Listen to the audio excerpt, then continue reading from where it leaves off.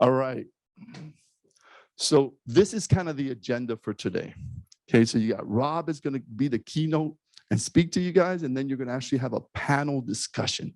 He's going to go into the details of that. Okay, so it's pretty exciting that we got amazing people here that you do want to hear. Okay, you do want to hear. But let me take a step back really quick. Talento, where are you? Our sponsor, any close words you want to say? Oh my, they're eating. What is this? This is your chance. I got you on stage here. You want to come up here? I want you to actually hear. Sorry, he's actually eating something. It's delicious what he's eating though. Did we have any slides for them or just no? Anything? Hi guys. Hi, good afternoon, everybody. My name is Juan Gaitan.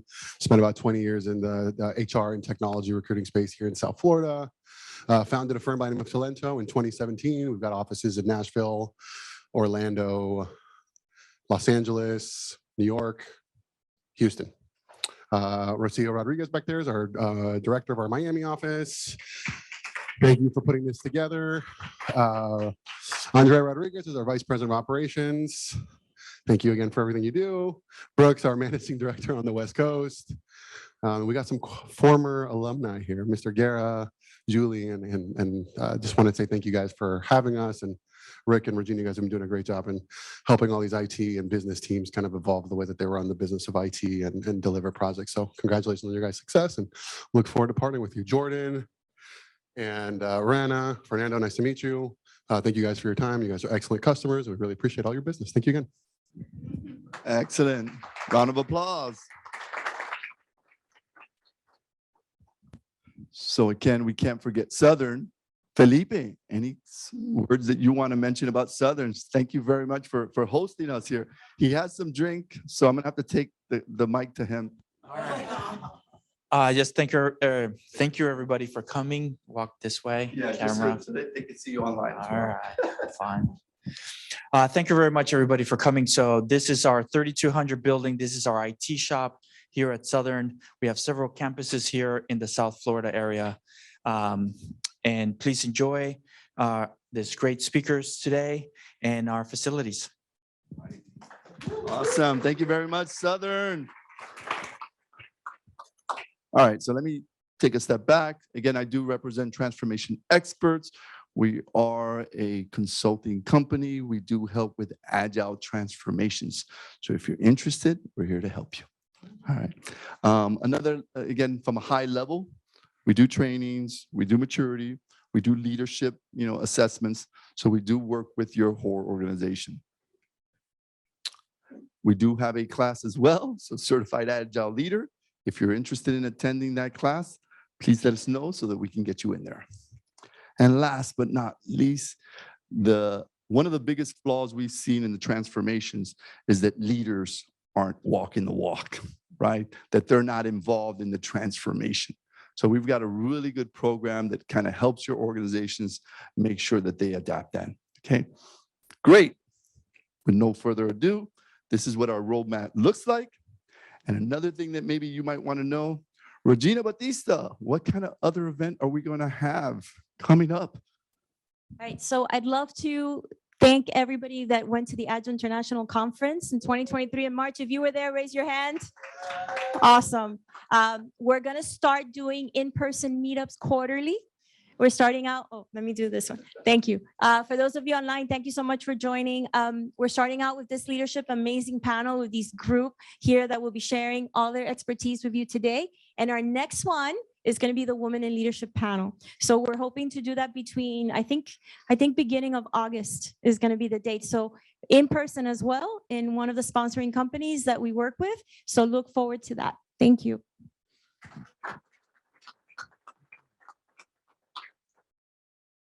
Now I get to introduce this guy. Wow. Yeah. So you like that picture, Rob? You look pretty good there. So I've known Rob for how long now? 6, 7 years now. So again, an amazing leader in the industry, right? He's really, really taken Agile to the next level. When you talk about culture, when you talk about being able to engulf that mindset, there's nobody that I'd rather have kicking that off than Rob. The excitement, like if you would see the town hall meetings we had, oh my goodness. Like you would see normal town hall meetings and then you would see him step up.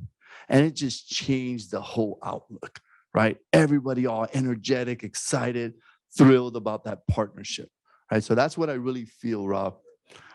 Yeah, a lot younger. But that partnership, I think, is what I really counted on, right? We weren't alone in that transformation. We had people that really, really wanted that to work. So Rob, I appreciate, I'm so excited to have you as our keynote. Rob D'Andrea. Thank you for those kind words, but the truth of the matter is I have everybody fooled, okay? My whole trick is just letting everybody else do what they're supposed to be doing, and I drink tea and I get a whole lot better results.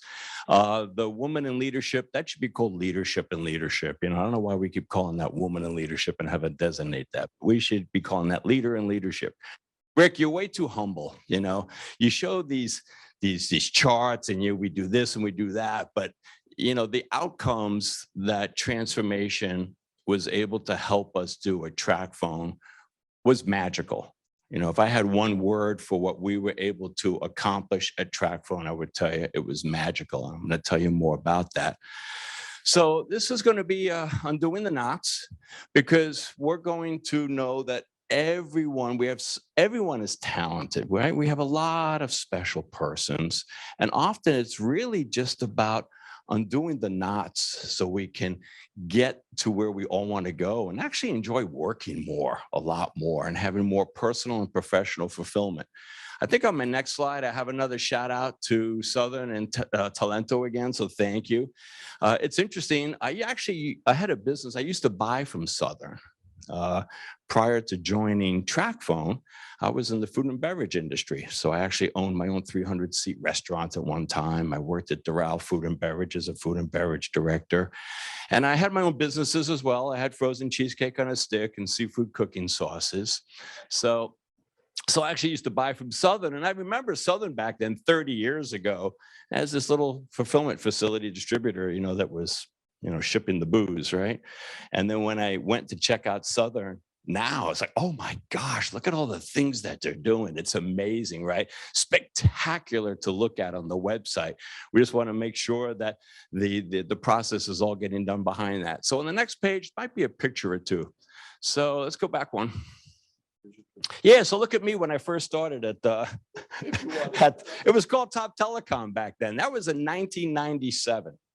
And the reason I'm showing you this short story is, how did we get here? How did we get to today? And a little bit about that journey. So back then in 97, hard to believe, there was 72 carriers in the United States. You know, today you know of the big four, AT&T, T-Mobile, Verizon, but we had to go across the whole country. We had this product, a prepaid cell phone. 40% of everybody that applies for one gets turned down. So we came up with this ATM machine technology that we shoved in a phone in a box, the first phone in a box. So we were going to go and put where cell phones were not normally sold. We were going to bring it closer to the community, 7-Elevens, Walmart, Target. And we took that next 2 to 3 years. We rolled it out in over 90,000 retail stores across the United States of America. And so this company grew big time. It was acquired by America Mobile just a couple of years after it was incorporated. So right at around 2007, 2008, imagine our company grew by $1 billion a year for 5 straight years. And it was a rocket ship. I was one of the first 7 employees. So we were growing. And then we grew so much, all of a sudden, we became stagnant, and we were spending more time in politics. We couldn't get the resources. I mean, how many of us hear this all the time from, you can't get the resources. I hear you're asking for headcount. There's no more headcount. There's no more headcount. There's no more headcount. I don't care what the return is. There's no more headcount, right? And finances, I need to see a return for all these crazy, zany, new, innovative things you want to do. And until I do, you're not going to get anything. and operations is off doing what they're doing, and they're going to go do all this new data banking and ops. And so we had left the customer behind, quite frankly. And the customer actually evolved away from some of our brands. We had 9 brands at TrackPhone. So we had to look and say to ourselves, what are we going to do? What are we going to do? We have toxicity, we have silos, we have poor communication. Our NPS scores with employees was like a -4, right? Customer NPSs were down. It wasn't good, right? It doesn't matter, you're doing $7 billion a year in sales. It was not always the funnest place to go and work. So we had to say to ourselves, let's get some self-awareness and understand, what do we need to do? Well, we knew we needed some external help, okay? Yes, we brought in transformation experts, and transformation experts will help you cry. I remember having a few sessions, right? Boy, I'll tell you what, you want to become a better person. So I will tell you that what I'm going to do today is share with you what we did, right? What the focus of it was. The transformation of that guy way over there, that was a sales and marketing guy. I had to go out and sell and market, and my organization grew. I actually had engineering, I had demand generation, customer retention, product management, had most of it, had everything except for finance, operations, IT, customer service, learning and development from Tim here, and a few others. And I had to forget everything I learned about how to manage. I had to become extremely humble, extremely self-aware that this cannot be a tops-down management style, that I had to evolve. We all had to evolve as executives and senior leadership, that we actually had to evolve and change first and become high performers and a high-performing team before we could start to ask others to do that of themselves. We also did this cultural transformation at the same time as Agile. I would tell you there's no better way to go than to do both at the same time, because Agile needs the support of executive leadership. They want to know what's the strategy. They want to know what are the priorities. What is the CapEx and OpEx budget? Let us go and roadmap this, and to have the support of the entire company with the optics on that. So here I am on the right just a few years ago, not totally, you never totally transform, but wow, I got to drink a whole lot more tea. So on the right, we really turned over and activated literally all 800 employees at TrackPhone to understand the strategy, their role, the priorities, and to let them build the teams, to let them do the report out. So it was quite magical, but you have to have a process for that. Here's our executive team. We'll hold in the pieces of the puzzle, having gone through a lot of these exercises. And with any change management, it's not easy, right? Nothing's ever really easy. Any pain you feel is a growing pain. It's a development pain. You actually yearn for those moments, right? Susan David says it best, that the price of admission to leading a fulfilling life is discomfort. You have to have that discomfort. So when you have the pain, you say, yes, thank goodness, right? I love it in the NBA. Every time they do a foul shot and they miss, they high five each other. Yeah, yeah, yeah. He missed. No. They're high-fiving each other because they're a team, they're aligned, they collaborated. And then the fellow that made that shot learned something from that miss. That's the high five. We're high-fiving that you learned something about that miss. And so that was a big thing for us. And here we are celebrating a lot of failures. Celebrating failures is good, right? If you don't have success and failure are not opposite ends of the plane. They're on the same plane going forward. Let's see if this changed. So this is very high level. This was like after year 1, just from some of the agile work we did, we were able to get faster time to market, increase in productivity, improved revenue margins, competitive advantages, execution agility, improving customer service, lowering operational costs, getting quality improved, knowing when to get rid of it. We were so good, we could keep a bad thing going forever. That's how good we were, right? We needed to know to get rid of stuff, and start taking what we thought were great ideas and call them hypotheses and put them through an idea lab and have it vet out into something meaningful. And employee engagement, we learned in order to have an exceptional customer experience, you have to have an exceptional employee experience. You have to have that. We have to serve the employees. And that's where servant leadership comes in. We did a lot of listening to those employee opinion surveys.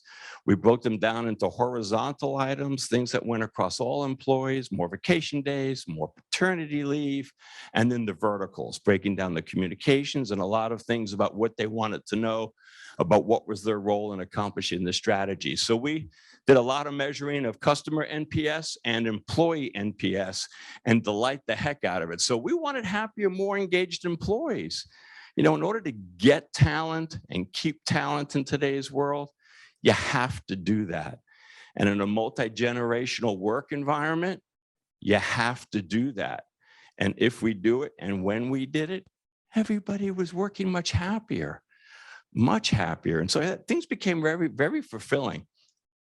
That doesn't take into account all of the personal and professional. I went from being a sales and marketing subject matter expert, you know, the definition of expert is someone from out of town, to really being able to promote servant leadership, growth mindset, customer centricity. So how do we undo the knots? So undoing the knots, first of all, why? Well, we want to improve company performance. And we have to speak these languages. You know, one of the questions I get is, what do we do with those that are resistant? Well, we have to learn to understand the language. You know what a CEO wants to hear?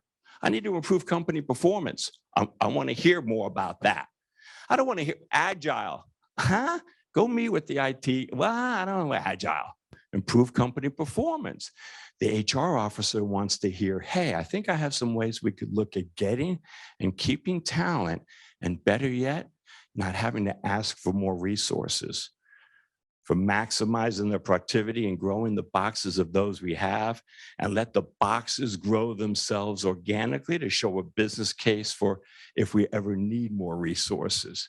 It's developing that language. We do this to develop customer centricity, and customer, you'll see, is everything, increasing employee productivity and innovation. Everybody talks about innovation. They sit there at night like this, I got to innovate. How am I going to do a better way of doing something?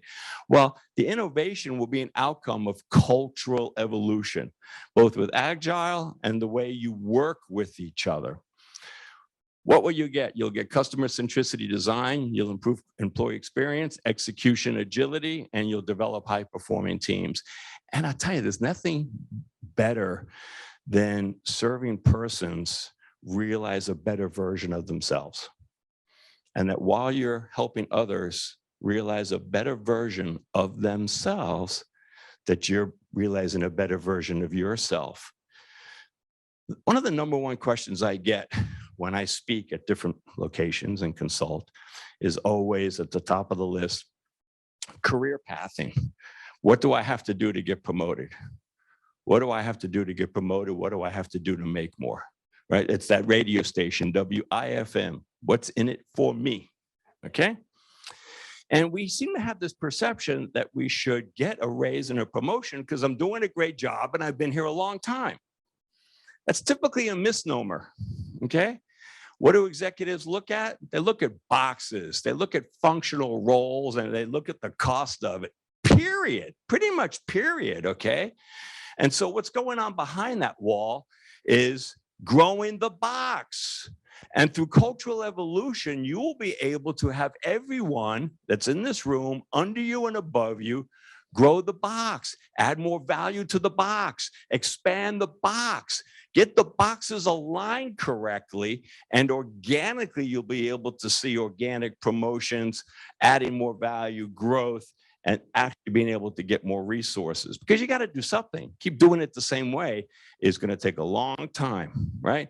Oh, do I leave the company? How do you know when to leave the company, right? I always say when you stop learning, if you're not learning anymore, leave. Go challenge yourself. What else? You're going to be dead for millions of years. You're going to be looking back on your lives going, why was I sweating that stuff? Why wasn't I getting out there? Why wasn't I in the game? Why wasn't I making the bed? Don't make yourselves the victim. Ask yourselves all the time, what could I have done differently to get a better outcome?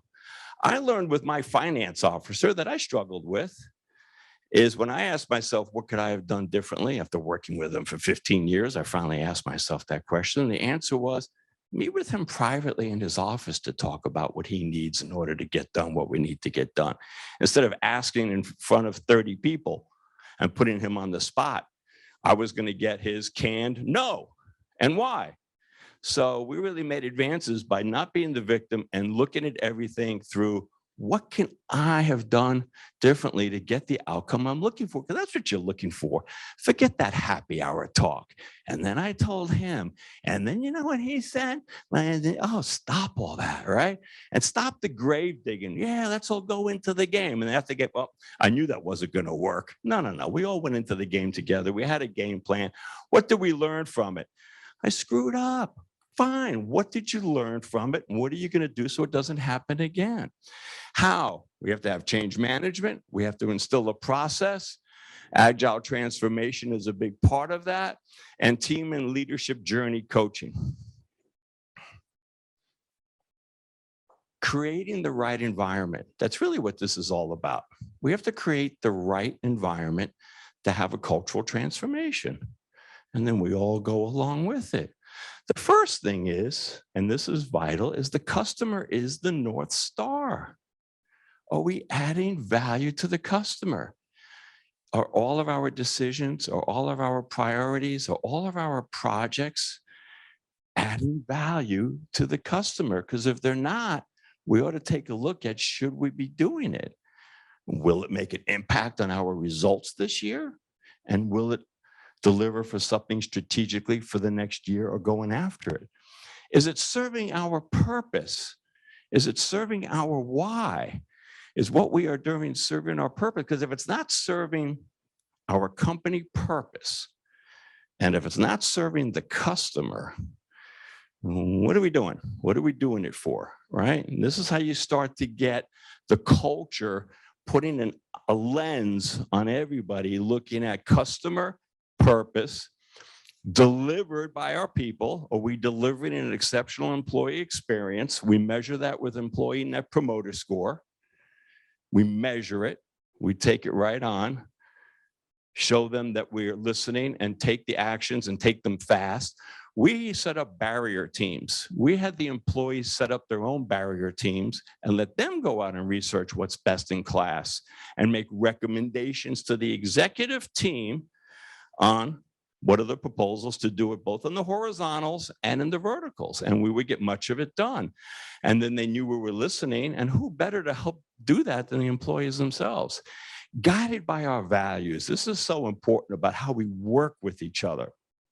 Trust. Do I trust you? Yeah, I trust you.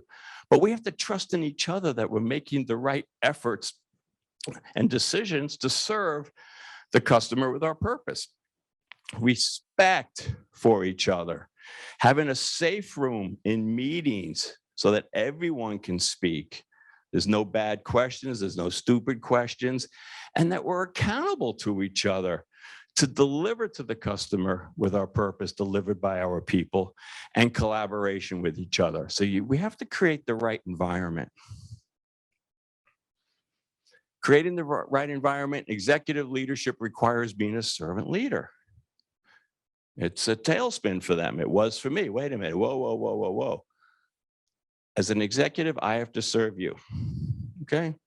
I don't know anything about the beverage business, but I'm going to hear, right?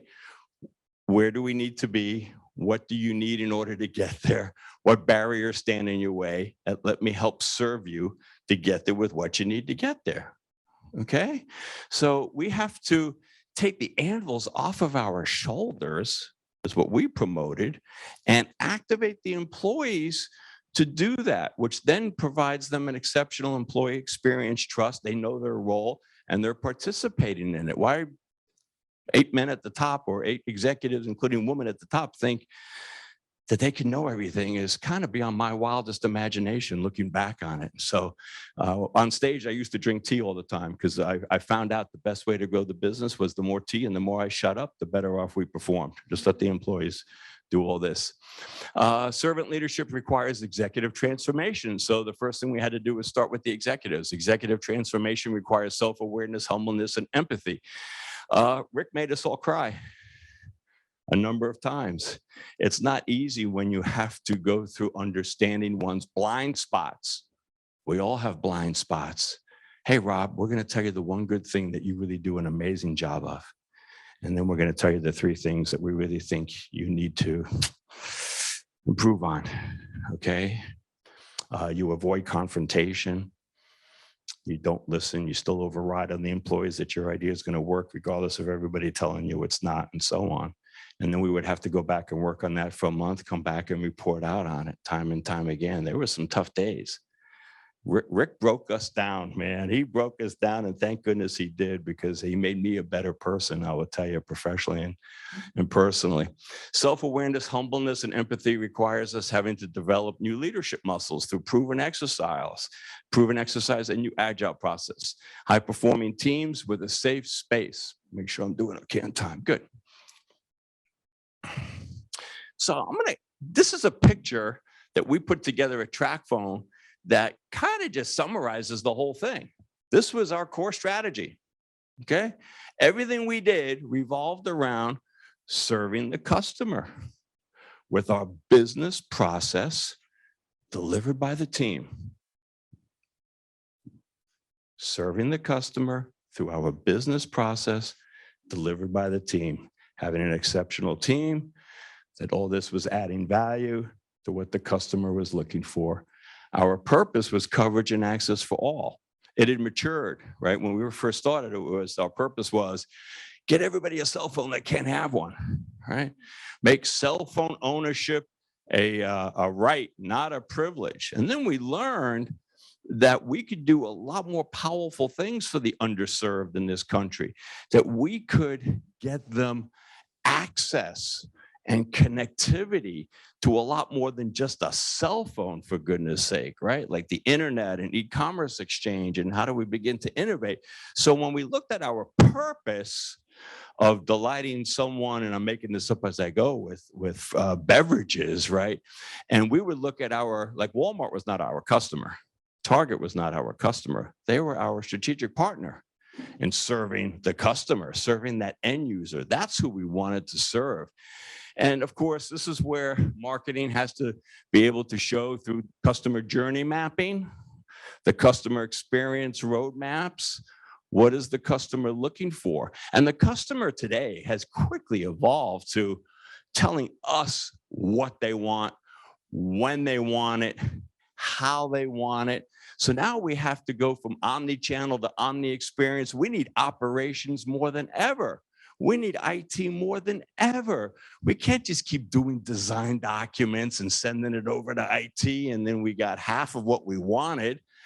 We really need to be having a product person with agile in there, showing what the outcome is we want to deliver, such as someone walking into a retail store, taking a phone in a box, going over here, having it activated, having all their contacts transferred, having all their data kept secret, and all the experiences the customer told us that they wanted when they went into the store, and allow IT to help figure out how to deliver that.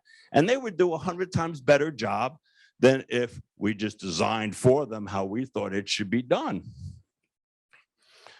So purpose is huge. By doing that, what I just said about innovation, when we had IT and customer service and the agile teams look at, okay, the product person said the customer wants this. Walk into the store, get the phone off the box, get it up and running, and have all this done. Let's look at how we can do that given all the tools that we know we have, right? That's when innovation, they hit it out of the park with everything they were given on these agile teams. Just hit it out of the park. And then all that together is your cultural evolution. How you work together to deliver that process to serve the customer. Now, it's amazing what happens with, we talked yesterday, Fernando, about alignment and collaboration. Now people are relying, oh, the customer, shit. Yeah, the customer. Well, let's look at what do they want? Remember, we talked about that yesterday. What do they want, right? So, when we talk with our panelists about taking a cruise, holy cow, think about everything that goes into that emotional state of deciding about, do I want to take a cruise? How do I want to take a cruise? What cruise do I want to take? What room? Where? What trip? Do I want that? My God, I'm exhausted thinking about the decision-making process of a journey. But someone has got to put that out in front of all the specialists to say, we can deliver that for you. I had no idea that the thought process started 3 years before they took one. And I had no idea that they did this and they did this. And if they could see this at this time, at the digital time and the e-commerce and the retargeting, we could do that. Why didn't you ask in the first place? Even though you're going to say, I did, but you were too busy with something else. Flying. Well, how many of us fly? Look at that journey. Holy cow, right? Trying to board a plane. Could they triage us just for once? Okay, we're boarding the flight. We're boarding the flight. Everybody piles up there, There's a lot of work to be done in journey mapping, right? But imagine if you turned it over to the team to help come up with a process to deliver that. It would be powerful. So this is really summarizing what we're talking about here. Customer is the North Star. It used to be the 5 Ps, omni-channel. We talked about that. Customer demands, and combining this with the multi-generational workforce. So customer first mindset, always. I mean, literally always in all the meetings and everything you do. That's really what most businesses are in for. Journey mapping what that customer is doing and when and what they're looking for and where your green, yellow, and red. The customer experience is company-wide. That lens needs to be in every person's optic. Every department has to look at that customer experience through everything they do. It's not a department. It's an optic everybody has to have. And a design thinking mentality and empathy. Empathy, allow the customer to create and design and engineer your product and service. I remember when we did Walmart Family Mobile, lowest income segment we had, $15,000 a year. So we said, hey, they're going to get the cheapest phones we sell because they got no money. Okay. And then we didn't do so well. Oh, we're not doing so well. Maybe now we should go back and ask the customer why we're not doing so well. Hey, why aren't we doing so well?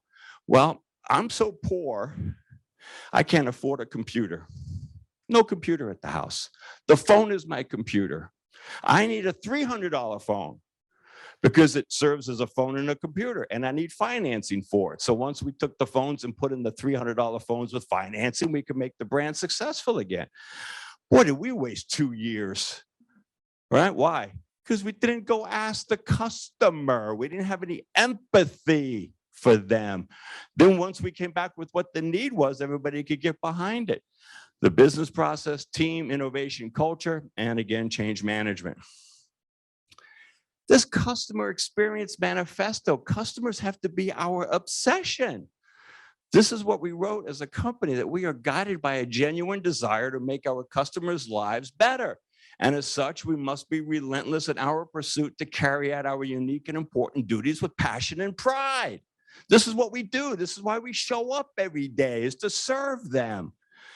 Nothing is more important than the unwavering understanding that our solutions play indispensable roles in our customers' journey through life. Because of this, we live and breathe our customers, whether internal or external, near or far. All our customers are at the heart of the organization. We collaborate, trust, and empathize with each other to service the needs of our customers today and to effectively anticipate their needs of tomorrow. We've embraced the power of what can be accomplished when working united and empowered for what we believe in. The commitment to our cause and each other's makes us confident that we'll play a role in making this better and opportunities for all. I mean, you genuinely have to embody this in your meetings, Very powerful. The people are our most competitive advantage. All of the employees, all of the people, that's our competitive advantage. That's all the talent. That's all the talento. Okay? There's a lot of smart people. There's a lot of differences of opinion. That's why we hired them all. That's why we hired them all. The employees want to make an impact. They want to serve a purpose and they want to be valued. And if they're doing all of this, then they're going to be much happier. And there's going to be growth.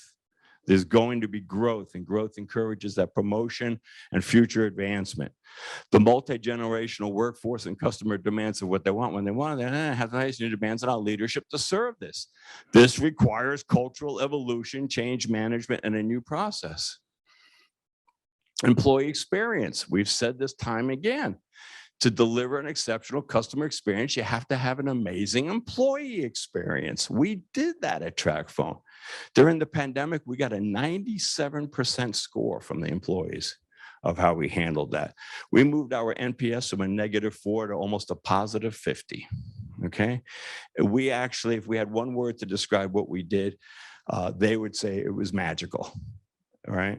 And they knew that we couldn't do everything, but boy, they enjoyed coming to work, almost to a fault, right? We had to kick them out of the building and have them stop showing up so early.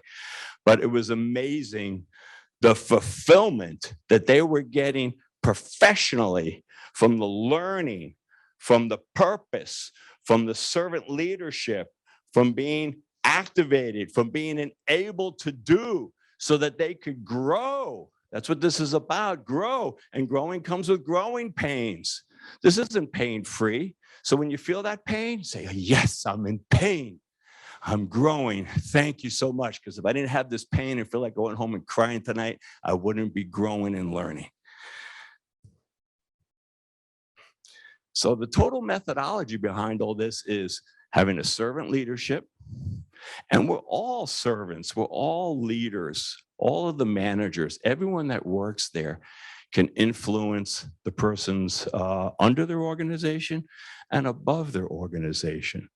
Establishing that company purpose, working by your values that you put together, driven by the team. Instilling a business process, having the customer as your North Star, always having that customer experience and journey mapping, always in front of everybody, because that's what's showing them the red, yellows, and greens, and prioritizing what projects should be put in place to deliver what's going to deliver on the best business case. You know, we had business cases. We gave the teams the OpEx budget, the CapEx budget, okay, and let them help determine it. They'd come up with 100 projects, $100 million. We only had 50. We'd have to go back and say, go back and draw a line somewhere and show us how to spend the best 50. You all determine that. You all determine what you want out of this business corporation at TracFone, okay? Don't look to us 8. We'll give you some parameters. What's going to give us the biggest impact this year and set us up for strategic growth next year?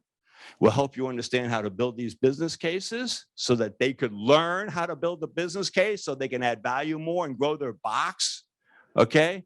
And start learning and developing. We had course after course after course on all that. Thanks to Tim and his teams. Retrospectives, we did so many retrospectives all the time. What's working, what's not working, what should we start? What should we stop? Report outs, having fun. We would clap when someone would fail on our product. We got to get rid of that product. It's not working, and here's why. Yay, thank God, defecate that thing, move on. Jeez. Employee experience. So we would measure this with net promoter scores. Employee opinion survey, we use Qualtrics, great company. Employee blocker teams to tackle solutions. We let the employees put together these blocker teams and report out to the executives instead of us reporting to them. Let them report it all out. And we had a lot of employee initiative teams. Employees wanted to do so much. We had they put together the Women in TracFone initiative teams. They had one for external, internal. They even wanted to redo the entire building.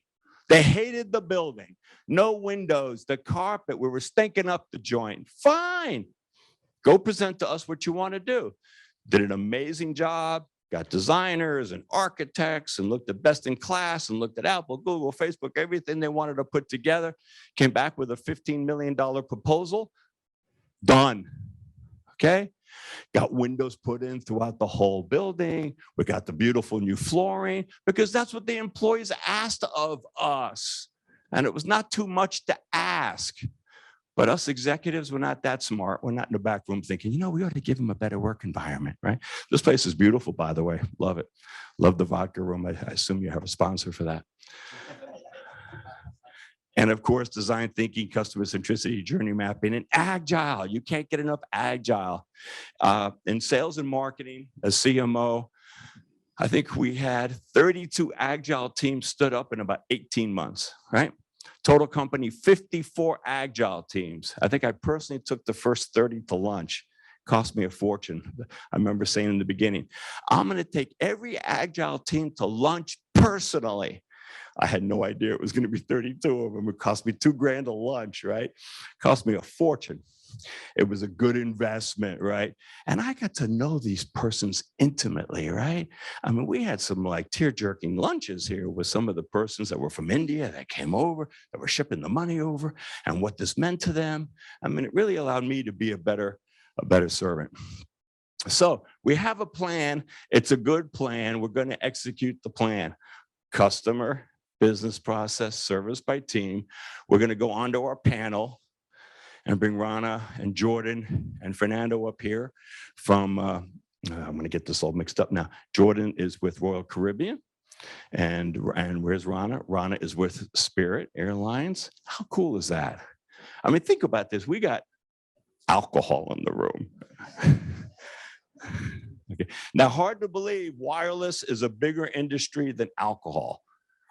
Hard to believe. I didn't realize. I saw that. I'm like, what are you kidding? Get this on the top of the charts for the sales organization. We're bigger than booze. Yeah. But I mean, can you imagine serving with your strategic partners beverages? How cool is that? That's got to be cool. And if it's not cool, man, make it cool. Because holy cow, because I know I can't find half the stuff I want to drink. Half the time I don't know where the hell it is, and nobody ever wants to get it for me. Total Wine, I'm still looking for my case of that freaking tequila they promised me. Flying, how cool. Caribbean, how cool. And then Fernando, you're with a technology company, right? UDT, right? So we had a little meeting yesterday, so we're going to bring up our panelists. Rick, you want to say something real quick? No, you're good. Panelists, let's go.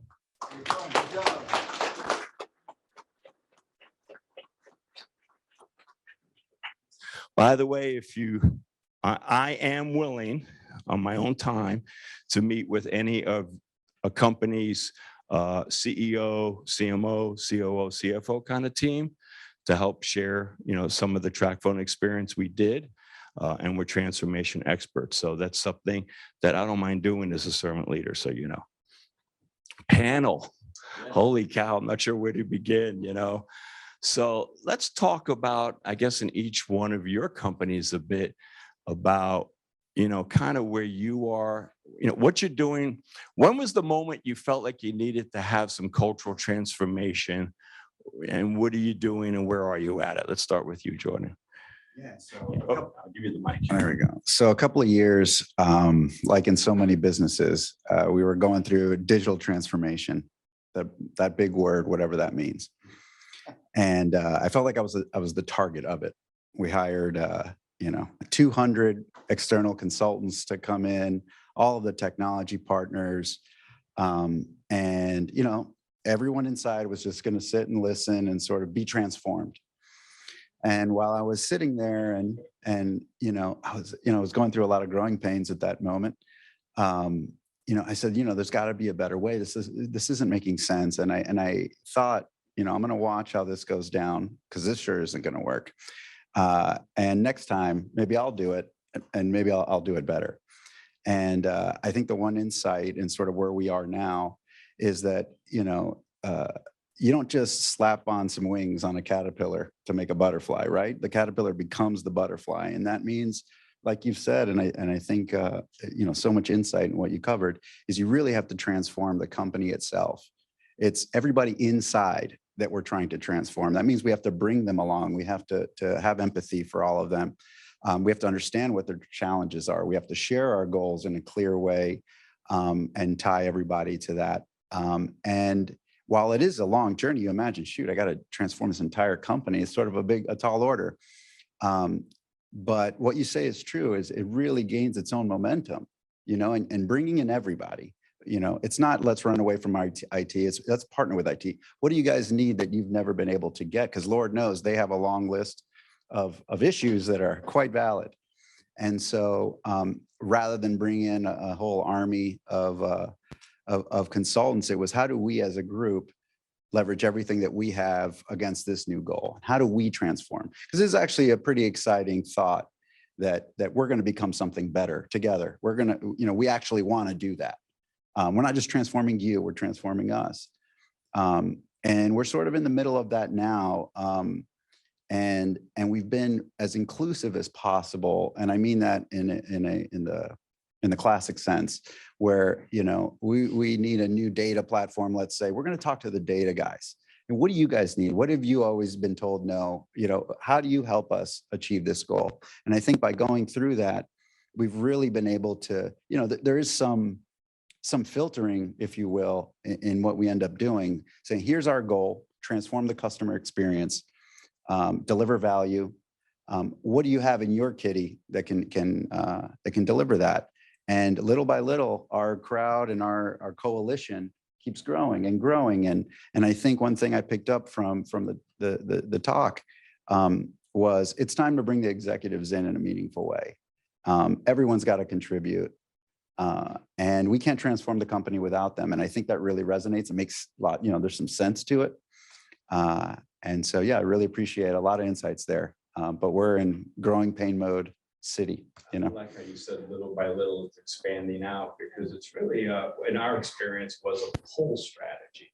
We would just start with one agile team and, magic word language for executives.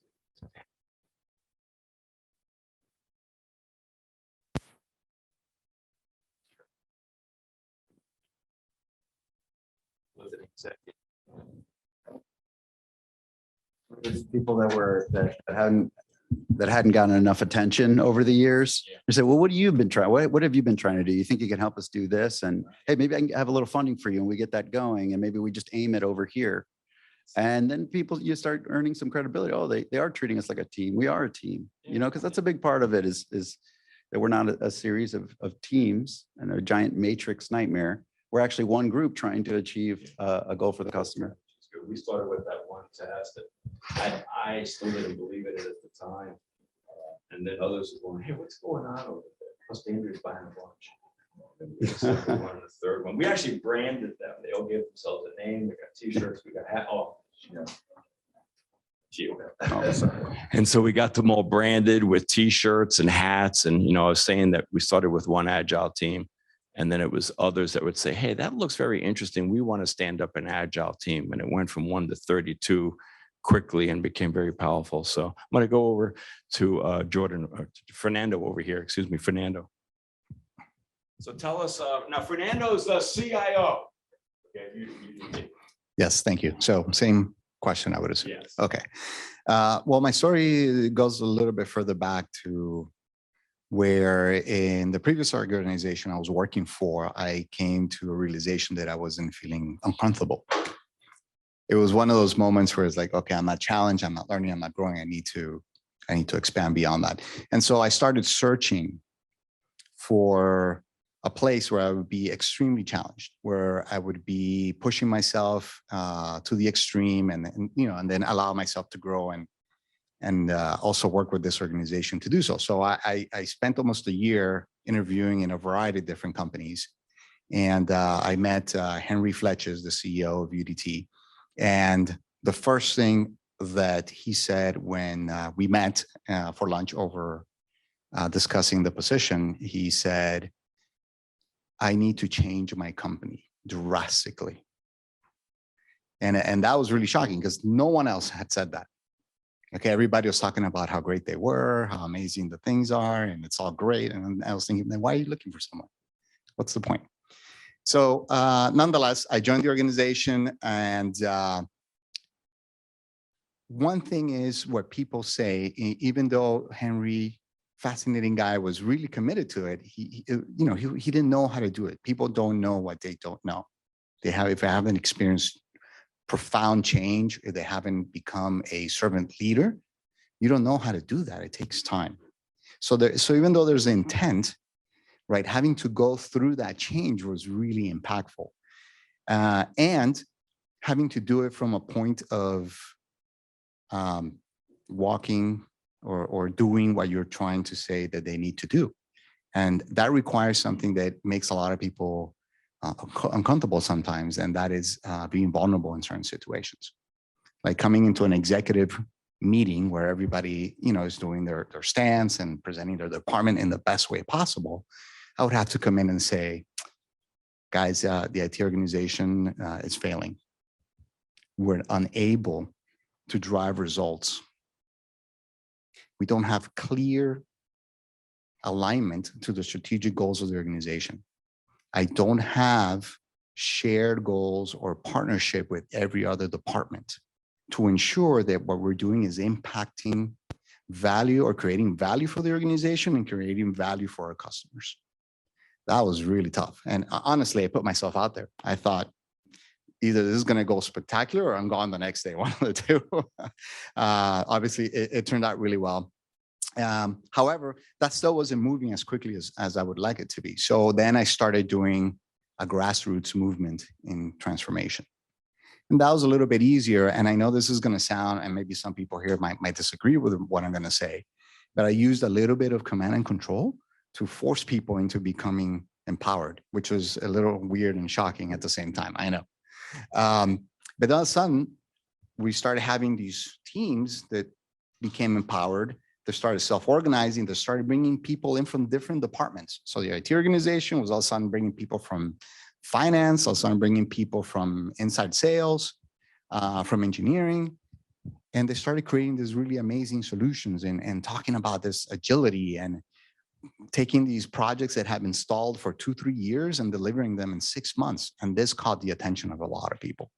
And that really fostered and kind of, lit fire under the transformation firecracker, if you will. That's great. That's a great story. And, we really have two great examples here. One is more of a tops down CEO self-awareness, Fernando with the self-awareness about the IT department, not being connected and aligned and sharing strategic goals with the other organizations and how to have to then pull and empower and force empower. We did that at TrackPhone too. You're not in charge, right?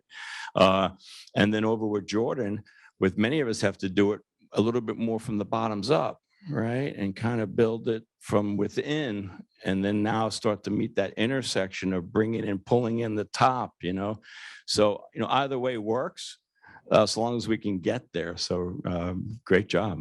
Great stories, by the way, in two magnificent industries. So Rana, go ahead and tell us more about Spirit. How long do we have? I've got a very long story here.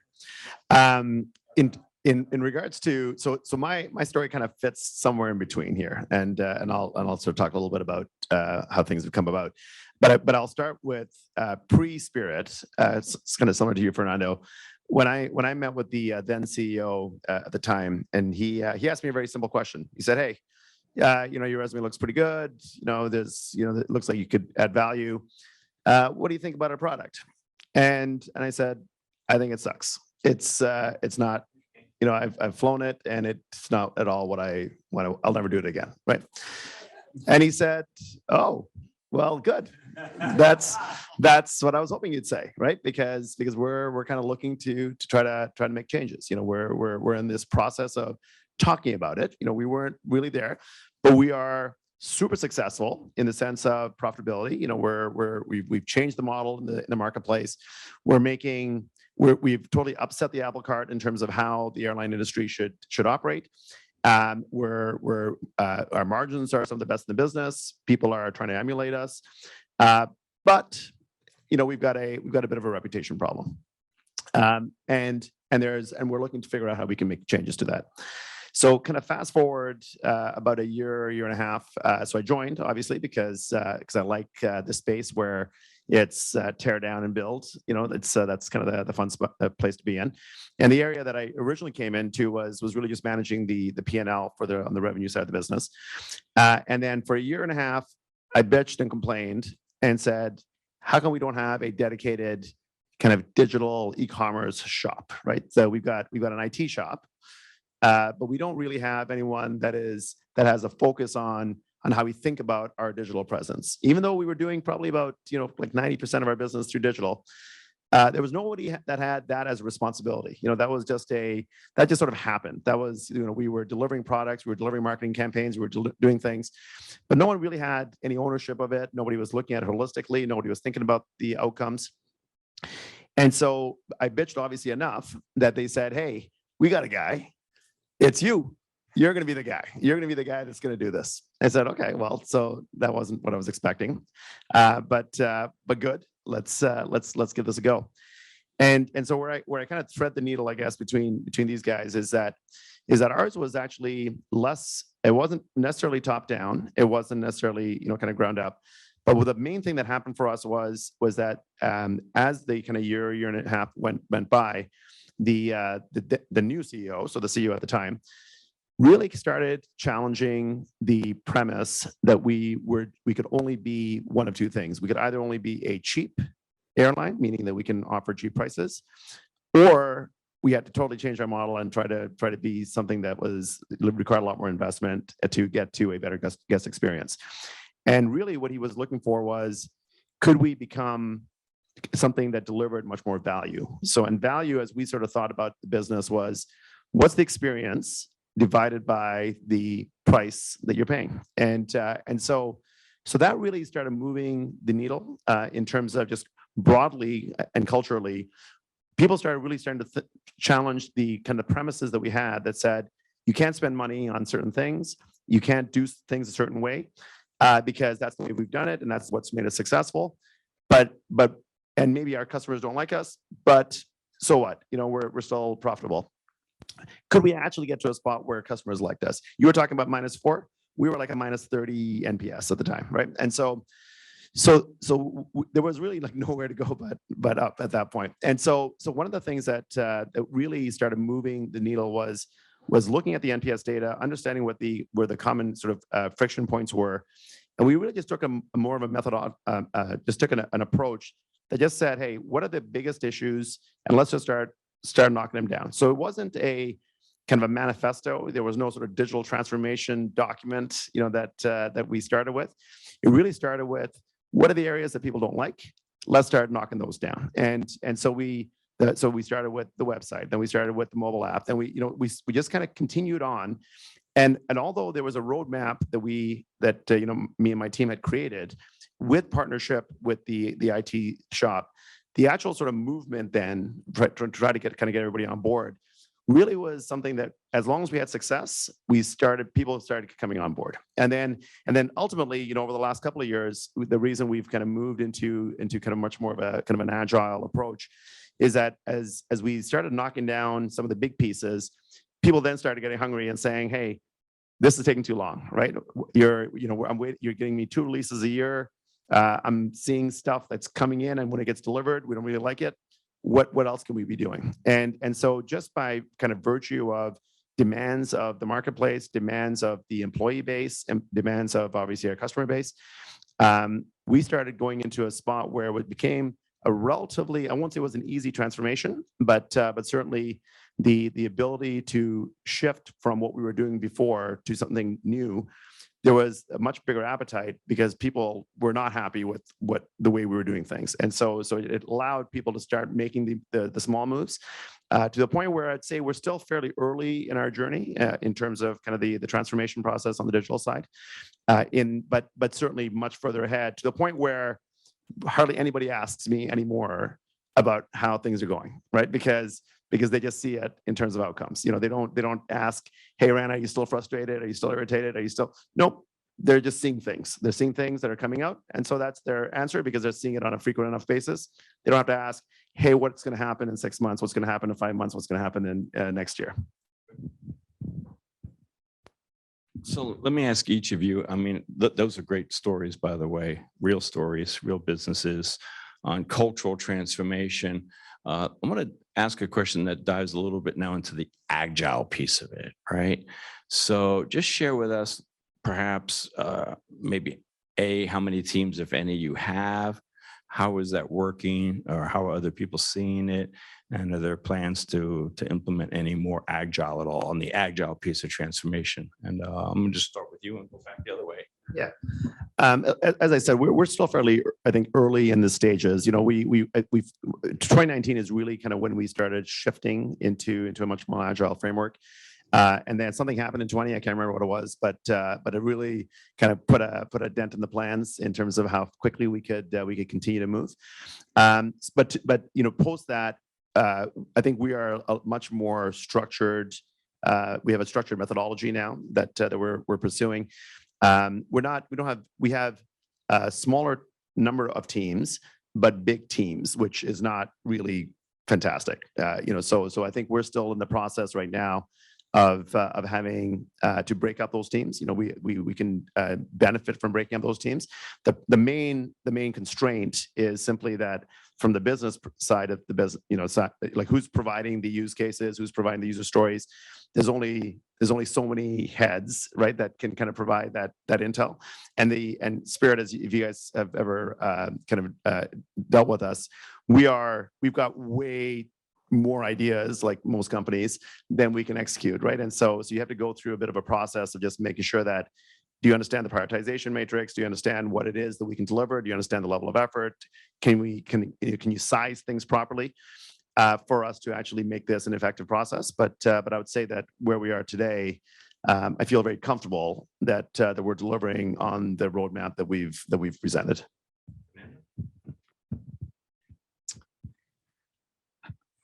So within the IT organization, and understand that we're not a super large organization, we got about 400 employees, give or take. But within the IT organization, we got 10 agile teams. Essentially, the whole IT organization is agile. But the team aspect is just a measure. I think a better question is, how are the different departments within your company behaving? And does that behavior align with the Agile Manifesto? Okay, does it have a sense of empowerment? Are people starting to think about, hey, if I deliver often, right, I can ensure that the value is closer aligned to the folks that I'm serving, whether internal or external? Am I engaging in open collaboration with people outside of my team? Those are the sort of things that I think would be really impactful as you guys all go through some transformation journey that you should be looking at and be focusing on. So where I felt that I started being successful in driving adoption of Agile within UDT was one day I happened to go and look at Jira for some reason. I forget what it was specifically. I was looking at some of the boards of our teams. And to my surprise, I was like, there should only be like 15 boards on here. And there were probably like over 50 of them. And I started reading some of them. And I saw things in finance. I saw things in marketing. Sales didn't have anything in there, but there was a whole bunch of other departments that started creating this thing. And I was like, okay, well, maybe they're doing some, methodology. Great. A lot of people try to do, agile methodology, but not the transformation of it. And so I went to those department heads and I started having some conversations. And I said, hey, did you know that you guys are using that? And they're like, yeah, the team came to me. My employees came to me and said, hey, look how these guys, what they're doing and how they're behaving, and they're doing this self-organization thing. Can we try? Fortunately, a lot of these folks were supportive. And that started creating what I mentioned earlier, that grassroots movement within the company. So from an agile adoption perspective, if you're going to move the needle somewhere in a profound way, has to be focused around that. How are people behaving? What are the things that you foster that you say, these are the right things to do, right? How do you drive empowerment? And the one thing I didn't talk about in my previous response, because we are talking about challenges as well, what I found to be the most resistant portion of the population, the organization, was that middle slice, that middle management. It really was very hard to do. Even today, there's still groups within the organization that haven't really fully bought into this, or might not ever, honestly. But there continues to grow pressure from what I call the sandwich effect from the executive team, because we're continuing to behave that way and function and sort of, walk the talk. And then also these grassroots movements, all these employees are yearning for this. And they're looking to adopt this kind of behavior because they see the impact that other areas in their organization have. They see how folks really enjoy coming to work, how they feel engaged, and they feel that what they do within the organization matters. They're not just a cog, in the machinery, and they have no idea what impact they have in the ultimate outcome of what the company stands for. That's great. I want to add one comment. I love hearing how your teams went and reached out throughout the rest of the organization and brought them in. On a little story, Regina over here dragged me by my hair, kicking and scratching. I had to take, Fernand, can you imagine? I had to take and put in each one of these 32 teams, one of my sales and someone in my organization had to sit in there. And I didn't get that at first. I felt like I was losing someone and the CIO was stealing our resources. We couldn't get resources. And I was the first one. It took me a little time to realize, whoa. I now have a 300-person addition to the sales and marketing team. And the CIO now could help deliver more efficiently and effectively and get results-driven outcome, and it all worked together. We used to rename our titles: customer information officer, customer marketing officer, and then with the ops guy, customer operations officer. Okay, Jordan, over to you. Yeah, just riding along that theme, we have about 15 teams and growing in the e-commerce organization, similar set on the app and so forth. But like any company, we're coming out of COVID. There's only a couple big projects, big investments. And what happens when you get okay, you're going to do the transformation, right? You get everyone's attention. Whoa, not so fast. How is security and enterprise architecture? And so what we ended up doing, which mirrors what you guys are saying, was you have to have skin in the game. You're on the team. It's not like, report to, no, you're not, no one's reporting to you. You have put someone here, become part of the team, and you get some of the resistance that you sort of described there. And then lo and behold, we've never had better coverage. People can't just be in the peanut gallery. You have to come in. We want enterprise architecture there, please. That's how the teams get so big. We wanted security deeply in there. As a matter of fact, we recently, and this just happened today, we got legal even because we were doing a lot of things. An example, we're doing some stuff with AI and ChatGPT and so forth. And this is like the scariest thing possible for these folks. And I sat with the general counsel today, and he's telling me about what we're about to launch. And I'm like, really? This week? Right. So he's so in. And what it does is the culture of updates can be so draining and such a massive part, unfortunately, of what it takes to get through bureaucracy. And this really short circuits it. And I don't want you to just be interested. I want you on the team. We need you on the team. I don't want to get a consultant on legal in this matter. Why don't you come and do it? And then they end up, like you said, like, holy, wait, I'm actually involved here. This is, for real. And I'm helping build the website, and I'm helping do this. And I'm going to launch the first GPT, whatever, And so you really do start getting some of that enthusiasm. And what's interesting about e-commerce and just technology in general is where customers have gone, they're all into it. Everybody's an expert. Oh, this for sure. If you build a website, is everybody's a critic, everybody's an expert, and they are, and you got to respect it, right?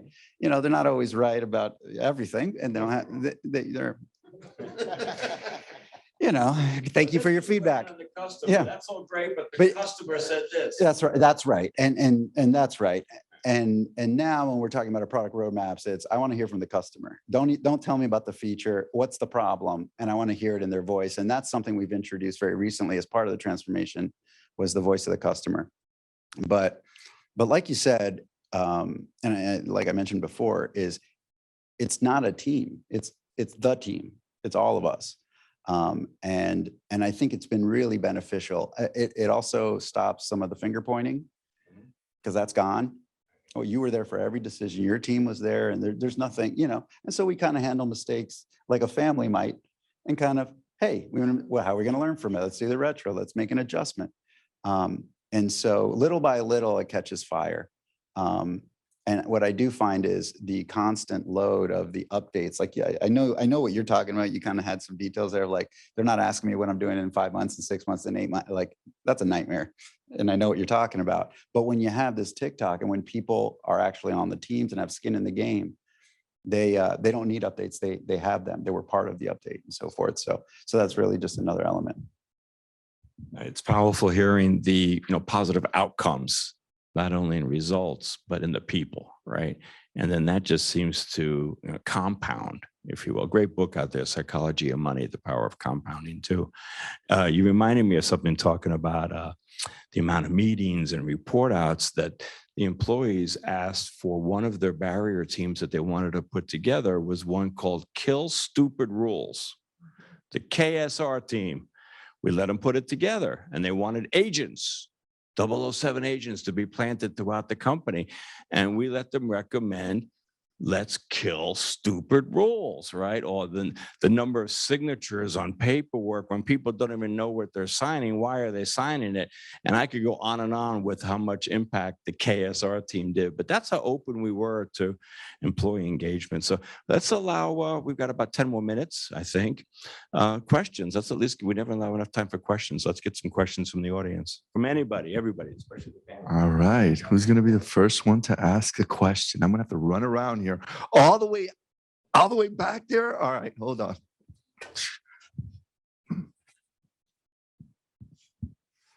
How have you guys been able to, one, I think, partner with your HR department as you guys are transforming and road mapping and looking at what the future experience looks like, and then working with them to, one, redesign that org because the operating model of your department changes.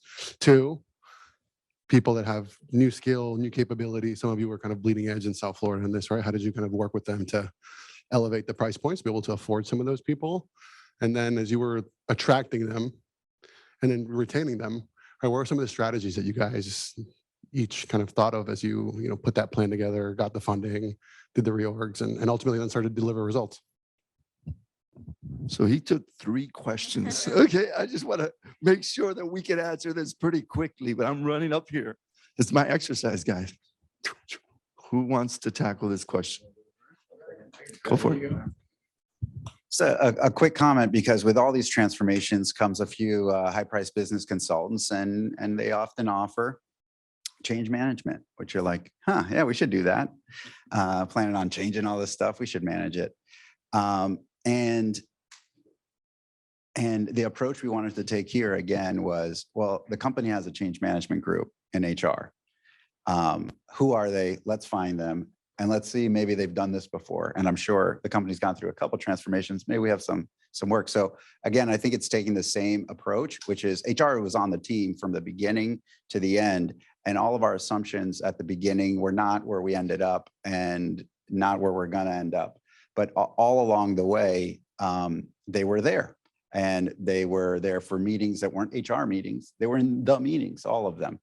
And so I think really embracing the teams, making them a member of the team, getting dedication was important, at least in our organization. It's not like I don't want to be one of your projects. Like this, like we need you, and we need you not just answering a problem as it comes up, but working ahead and really investing in it.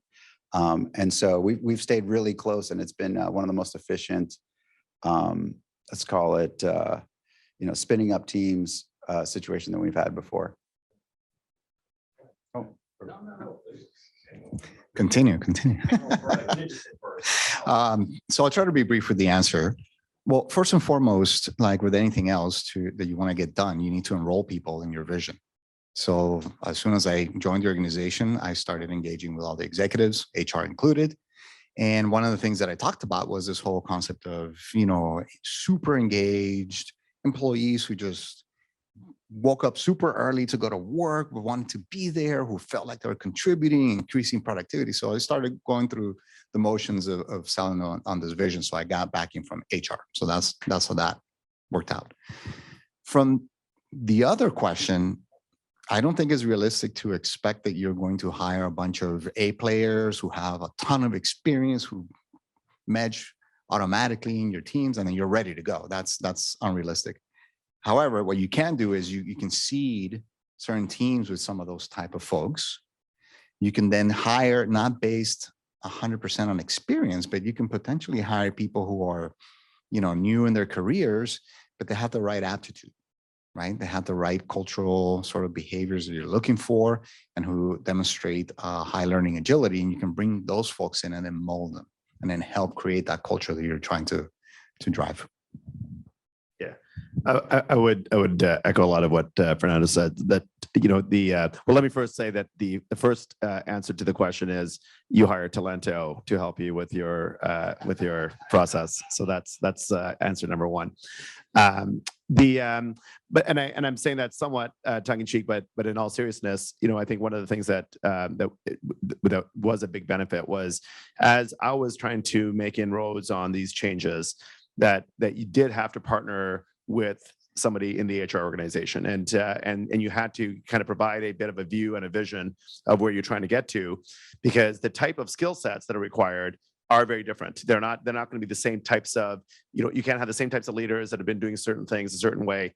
And then certainly somebody expect then just because the senior team has come down and said, hey, this is a good way for us to start approaching the business, for them simply to just say, yeah, that's good. Let's do something I've never done before, and I'm just going to accept it.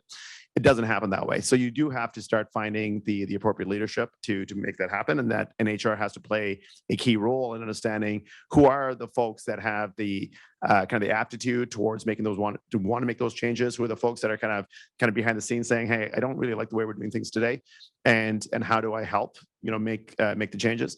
But then what you were just saying, Fernando, that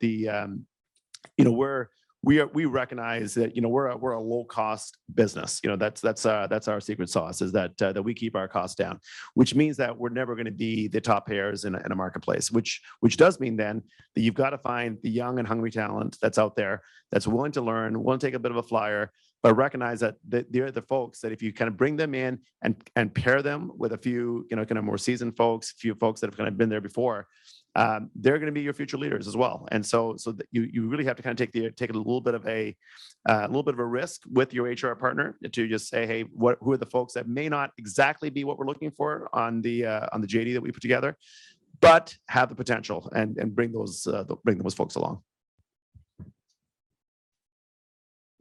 Anybody that knows me, you give me a mic, I'm going to answer that real quick.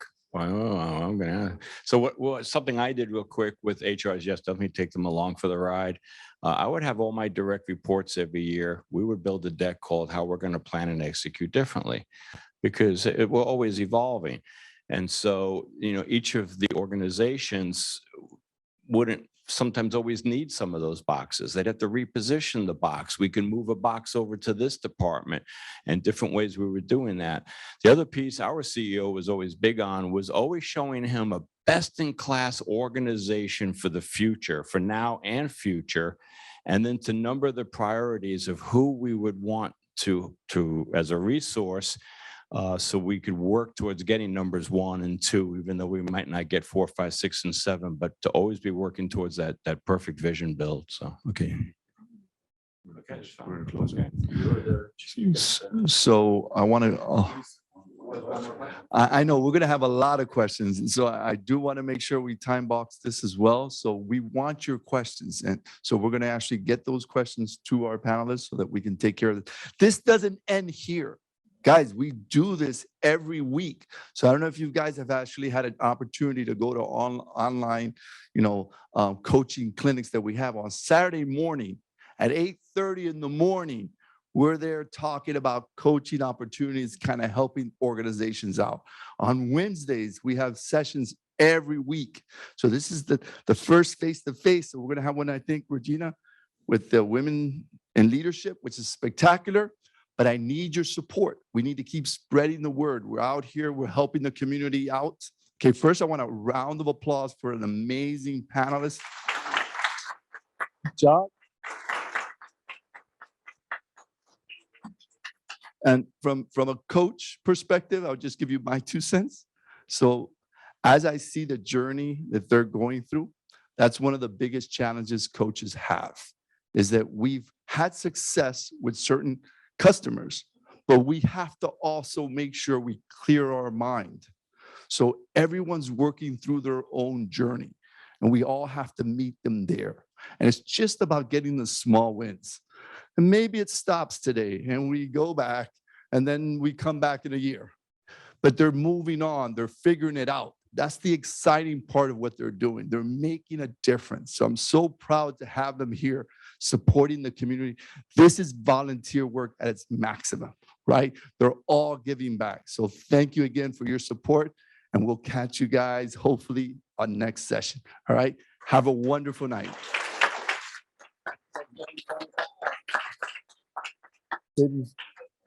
What's that? Yeah, so we're still here networking a little bit, but I know they're going to turn off the lights on us as well, too. Okay. You don't got to go home, but no. So make sure there's some food out there. And if you want to have some conversation, good luck. See if you can grab them. All right. Thank you again for attending. Online, again, thank you very much for your support. And we'll catch you next week